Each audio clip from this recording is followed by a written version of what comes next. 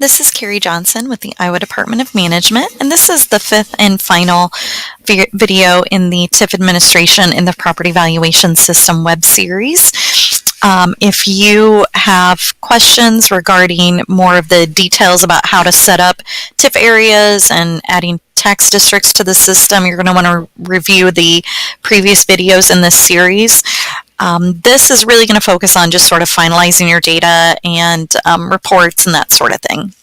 If you have questions regarding the property valuation system in general, please view the Property Valuation System Basics series. So again, this is going to talk about some of the reports that are TIF specific in the property valuation system, and also final checks that you're going to want to do before submitting data. So under your menu, you have an option, of course, to run reports. And the report menu has a lot of different reports you can review, but some that are particular to TIF include TIF Area Increment Valuation Recap sorted by area name and number, estimated TIF area revenue by area name and number, and key change reports for TIF districts and TIF areas.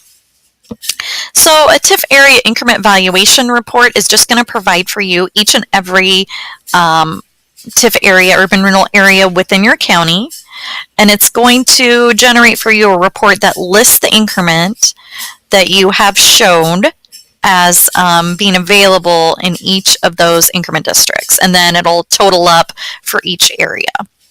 So it's a good idea to run this report, make sure this looks like what you expect it to look like once you've entered all your information.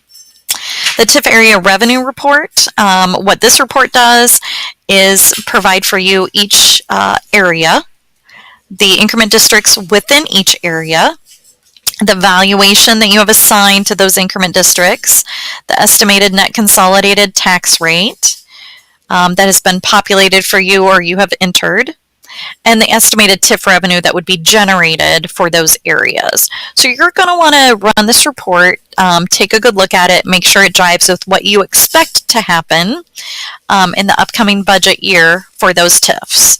Your TIF authorities, the folks that are using the TIF, in this case like Clarinda and Essex and Shenandoah, would also probably want to view this report and make sure that it's telling them an estimate similar to what they might expect to receive during the budget year. Keep in mind, this is an estimate. There is no guarantee of a specific amount of TIF revenue because we are using the current year's rates. At this point in the process, we do not know what the fiscal 19 tax rates will be, so we don't know exactly the amount of revenue that will be generated. Key change reports are good to review as well. The TIF areas, if you created a new TIF area and you run that report, it'll just show you the details of the area as you created it. You know, run it and make sure it looks like something you expect it to look like. Also tax districts, you can run that report and see any new tax districts you added. For instance, we had created for this example the ABC City, ABC School New Development base and increment districts. So this is reporting on what we had added for the base district, and it's just giving you the detailed information. Look at it, make sure it's what you expect it to look like. As a reminder, you cannot change taxing districts from TIF base to TIF increment or vice versa.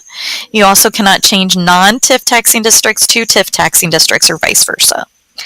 Final checks, check your TIFs.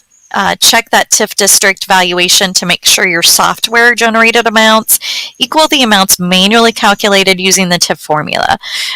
There is no substitute for that manual calculation, and making sure that you understand what is going to be generated in that TIF and that it all makes sense to you, not simply just letting the software do the work, but that you understand what's happening with those TIFs. If a TIF authority requests less than the amount authorized, please make sure that you're reallocating any unneeded increment value to the base value. Make sure that rollback comes off the base district first. And make sure you have appropriately allocated both the 100% and the taxable value between your base and increment tax districts. If you have any questions regarding finalizing your TIF data, please contact me at Carrie Johnson, again, 515-281-5598, and it's carrie.johnson@iowa.gov. Thank you.